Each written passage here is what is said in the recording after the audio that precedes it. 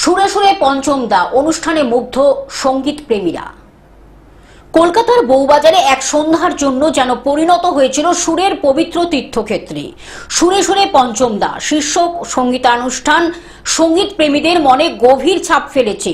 সুর সঙ্গম musical group এর উদ্যোগে আয়োজিত এই অনুষ্ঠান ছিল কিংবদন্তি সুরকার রাহুল দেব বর্মনের প্রতি এক আবেগঘন শ্রদ্ধার্ঘ্য।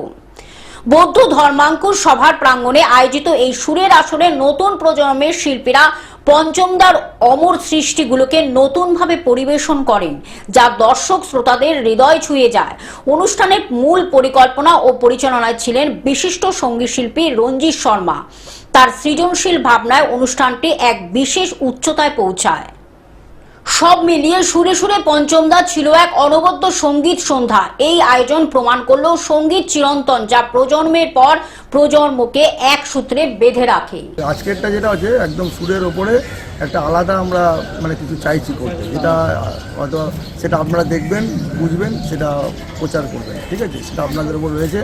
আমি আমার মতো কাজ করে যাচ্ছি এবং আপনাদের সহযোগিতা অবশ্যই অবশ্যই। অনেকদিন ধরে প্রোগ্রাম করছেন, খুব ভালো অনুষ্ঠানও হয় আপনার, কিন্তু আজকে যেরকম একদম অন্য ধরনের অনুষ্ঠান। আপনি নিজেও খুব সুকণ্ঠের অধিকারী, আমরা জানি, খুব ভালো গান করেন। তো আজকেও কি গান করছেন?